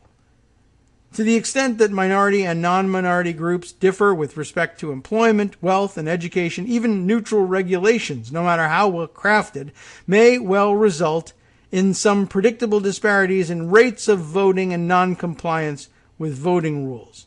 That's a quote from the decision yesterday. Brian says, like how literacy tests for voters were technically race neutral. In Americans for Prosperity, the conservatives did what they always do and said there's no practical limit on the ways the ultra-wealthy can exploit inequality to manipulate democracy. The cases are very different and the rulings pertain to different tent poles of our democratic system, but they suggest a single constitutionally bulletproof remedy. And here in strike-through text it says, luring the conservatives to a fake Federalist Society banquet and locking the doors. But that's apparently not the bulletproof remedy he has in mind. Instead, it is reducing the effects power and wealth inequalities have on our elections by giving all Americans the resources they need to overcome obstacles to voting. So just to comment a little bit on what I see going on here and what I see being discussed. Right. Some of what you likely saw discussed yesterday on Twitter and probably also this morning. Reminder that, even if you reform the filibuster and pass these laws, they could be invalidated by a partisan Supreme Court. All part of, kind of part of the plan here, essentially. But that Democrats institutionally, leadership Democrats basically still say we can vote our way out of this. But the thing that occurred to me in reading his complaint actually was, that he believes that court expansion has been dropped as an idea, foreclosed as an idea among the Democratic leadership. And it struck me that despite the fact that we're now sort of celebrating almost daily at this point how mainstream filibuster reform has become and how widespread the idea is inside the United States Senate and the Democratic caucus in the Senate specifically, obviously. I remind you that, changing the operation of the rules of cloture, to make sure I'm using the correct terms here, 10, 12 years ago, really largely in the same place. There were one or two believers in it inside the Senate, but very few. And the bulk of the Senate, members and staff and journalists who cover them alike, simply did not believe that the mechanism that's now widely, understood to be how those rules, how the interpretations of those rules would change, and that it's an easy thing to understand, if not necessarily to engineer, they all accept that it's a possibility. But 10, 12 years ago, it was dismissed as fantasy. That's just not how it works. We're not going to entertain that. That's beyond the pale. And that's kind of where we stand with the court thing. Unfortunately, we need the result on that a lot faster than 10 to 12 years from now. But I just point that out to let you know that that can happen. I mean, it took 50 years, 20 years, 20 to 25 years from the beginning of the movement to try to alter cloture rules interpretation by a simple majority vote in the early to mid 50s, took all the way to 1975 to get that done. That was 20 years. In 10 years, we've been able to refamiliarize people with the procedure and even change it a little bit so that it was an easier thing to do. I don't know. That was a 50% reduction. Maybe we can get the Supreme Court reform and expansion thing down to 5 years, even though we really need it to be like 6 months. But anyway, pieces like this, I guess, are meant to focus the mind and hopefully encourage people to think about converting to this view a lot faster. Yes, you can do the things you're willing to do, reform the filibuster and pass these bills, but it's all for naught if they're simply struck down on a partisan basis in the Supreme Court, which, by the way, you would think would disturb Kirsten Sinema terribly, because, of course, her whole rationale for keeping the filibuster was there wasn't this sort of whiplash to the system of passing laws and then just seeing them repealed by the very next Congress. I assume that she would be likewise disturbed by passing these laws only to see them struck down, not even before the next Congress held, and not even before the elections for the next Congress, much less swearing them in and having them repeal it. They could just strike it down from the court as unelecteds. Does that somehow mean less to her? I don't know, because you don't know what's going on in her head. Anyway, where were we with this? Yes, we're going to move on to point 2 now. Remember that the second bullet point was Dem leadership has foreclosed court expansion and seems intent on governing only through budget reconciliation. So, next up here, section 2 here, for whatever reason, maybe it becomes clearer later, is entitled Getting Caught Shying. So we had just heard from Brian about the 2 court decisions and how they made it so much easier for Republicans to manipulate elections. Goes on then to say, and here's the thing, this is also the only ask I can think of that's consistent with the party's, Democratic Party's, prevailing view of the challenges the country faces. House Dems did take the important step this week of creating and impaneling a select committee to investigate the insurrection. And the members included ones you'd want to see if leadership allows the investigation to go wherever it takes them. But the party's official view is that this kind of sucks and we'd be better off with a bipartisan commission working quietly and out of view, constituted to allow Republicans to sabotage its operations. A hidden virtue of the reluctant way we got here is that Democrats created a paper trail. They tried to give Republicans buy-in on and veto power over a consensus-minded investigation, and we only ended up with this, frankly, much better body because Republicans pulled a bait and switch and killed the commission. But the reluctance is real. It isn't for show. The party leadership really does wish it could slough this all off on a feckless commission intent on ruffling zero feathers so they could train their biggest spotlights on the people's true business, bipartisan infrastructure legislation. I don't know. You think so? This remains their big gamble. That a shrinking set of infrastructure spending goals is the best weapon they have to fight an ever-growing authoritarian threat. It does seem awfully strange to think about, right? Well, the thing we need to do to combat the rise of Hitler is infrastructure, only to find out that he ended up getting credit, at least even from the people who despised him properly, at least making the trains run on time. Maybe this isn't the way to go. Anyway, this remains a big gamble, shrinking set of infrastructure spending goals being their best weapon. House GOP leader Kevin McCarthy responded to the committee, the 1-6 committee, by threatening to strip Republicans who cooperate with it of their regular committee assignments. He did this only days after we learned that Representative Paul Gosar of Arizona, although I don't know how he pronounces it, maybe Z sounding, but Gosar actively working to bring neo-Nazis into the party fold and remains in good standing, along with many other pro-insurrection members. The party continues to organize itself around bringing Donald Trump back to power any way it can, undaunted by his new status as the head of an indicted criminal enterprise. Senate Republicans, meanwhile, have begun to undermine the bipartisan infrastructure negotiations in earnest.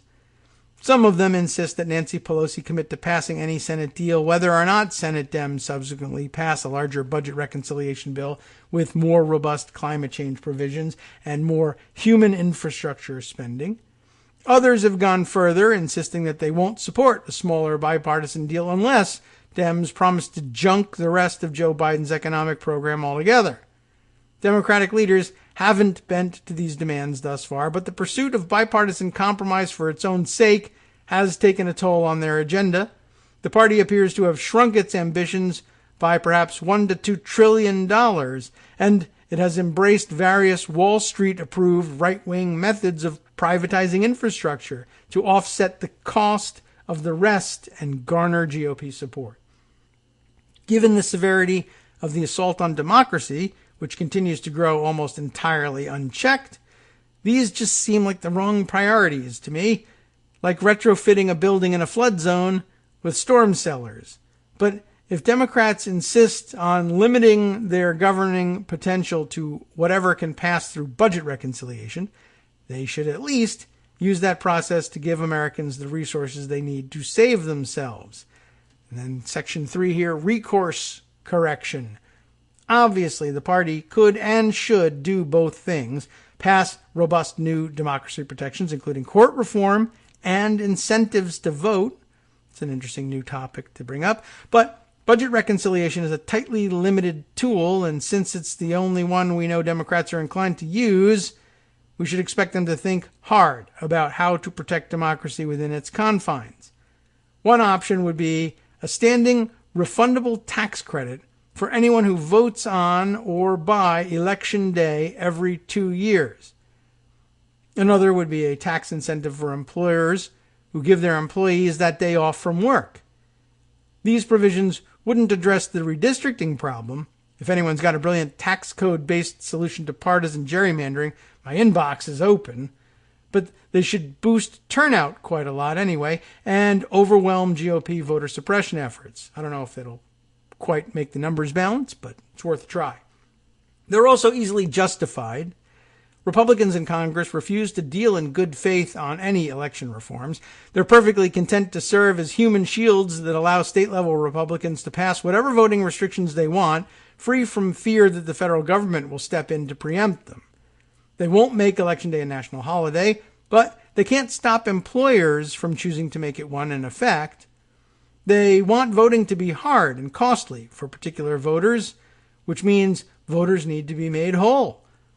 A $200 or $300 tax credit for voting can sell as a tool to encourage civic engagement, but also as a matter of fundamental fairness. If Republicans insist on setting up hoops for voters to jump through, the tax credit can and would serve as a way to help voters jump through them, to obtain a state-mandated voter ID or take time off for work if their bosses won't give it to them. Most importantly, they are budgetary in nature, which means the only reason they can't become law before the end of the year is if Democrats choose to omit them from the reconciliation bill they say they're going to pass. His Highness Joe Manchin has suggested that the reconciliation bill will be in the ballpark of $2 trillion. About 160 million people voted in 2020. Even these inducements boost turnout, these inducements boost turnout to an average of 200 million. They'd cost less than 5% of the bill's top-line spending figure per election. Not nothing, but perfectly affordable and completely righteous. None of this is to counsel surrender on H.R. 1 or H.R. 4, let alone the filibuster reforms required to pass them. But we're very late in the game now, and the outlook on all three of those objectives is poor. It's time to start thinking creatively about what Plan B might look like. And I guess that's it. That's a pretty creative way of viewing it. That's true. And I thought I'd throw that one out there for your consideration, something to think about. And if you're getting together with anybody during the holiday weekend or having some anisette, say, this evening with others, then now you've got that to chew on. By the way, an observation from fellow rules enthusiast Ira Goldman via Twitter yesterday. KD by proxy is his Twitter handle. Brings up this fun fact with respect to the January 6th Select Committee. If McCarthy were to choose to force Cheney off of the Select Committee, he's got a rules-based route to doing so. She can, of course, accept, and he can threaten her with being stripped of her committee assignments. I think she only currently serves on the Armed Services Committee, which is a prestige committee, of course, but I think she only served on the one committee because she got her assignment along with the assumption that she was going to be continuing in January anyway as conference chair. So that takes up a lot of time, and she takes reduced committee assignments as a result, although it's a top-level prestige committee. But she can be forced off of that now. But likewise, she can be forced off of the Select Committee as well. So Ira points this out. If McCarthy was to force Cheney off of the January 6th Select Committee, under House Rule 10, he could get his fellow Republicans in the conference to expel her from the Republican conference. That is to say, he wouldn't have to bring a resolution to the floor and find a majority vote for removing her, which might be in jeopardy because, there might be some Democrats saying, no, I don't want to remove her from the January 6th committee anyway, even if I don't care particularly whether she leaves the Armed Forces Committee or not. But they'll be in the strange position of having to defend a Cheney. That's going to be kind of obnoxious. But you don't even have to do that. If the Republican conference were to get together and decide among themselves, and there would be no Democratic overriding of the Republican conference, if they decided to expel her from the conference, she could, of course, remain in Congress as an independent or switch parties if she wanted to and people wanted to have her. But she would no longer be able to count herself among the members of the Republican conference. Now, if that were to happen, under Rule 10, she would automatically cease to be a member of her committees. Because, of course, she was assigned there as a function of having been nominated for that position, essentially, by the Republican conference, and then having the nominations accepted by resolution. But there's this escape hatch. If the party expels you, then since the party, were the ones responsible for your nomination to the position on the committee, your committee position is eliminated. But the Democrats could readily fix that. They could then, of course, adopt a resolution naming her to the committee, not necessarily as a member of the Democratic caucus or as a Republican, but as an independent. And if a majority of the House voting in the affirmative there would put her right back on it. But that was just an interesting observation about the rules and the power that the conference, Republican conference and Democratic caucus have over their members. So I thought that would be worth sharing, just something to think about. And I'm sure as people discuss the movement ahead on the January 6th committee, that topic will come up. And now you know that there was this way under Rule 10 in the House rules that McCarthy could kick her off of the committee even without control of a majority of votes on the floor. However, in the end, the majority would prevail, and a majority could reinstate her to the committee through other mechanisms. Okay, so there you have it.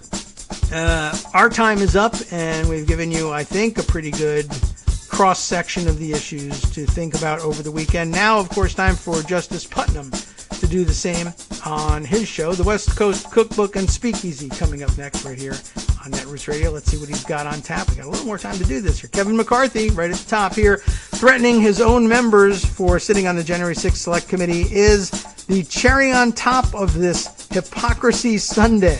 Sounds delicious, and I look forward to hearing the rest of the ingredients after this. Then, on the rest of the menu, a handful of states brace for the possibility that most of the country will lose access to abortion. Republicans are mad that the latest infrastructure plan funds a tax cheat crackdown on the wealthy. That's too bad. And a little bit more, just a wee bit more, that I can share with you after this. From netrootsradio.com. You have been listening to Kagro in the Morning with David Waldman. Let's fit this in. After a surge of Native American votes helped Biden win in the Southwest, the Supreme Court ruling gutting the Voting Rights Act will severely hinder the tribe's access to the ballot. That, of course, is an extraordinarily troublesome problem. We got that and much more to ponder over the weekend. Hope you enjoy it. See you on Monday.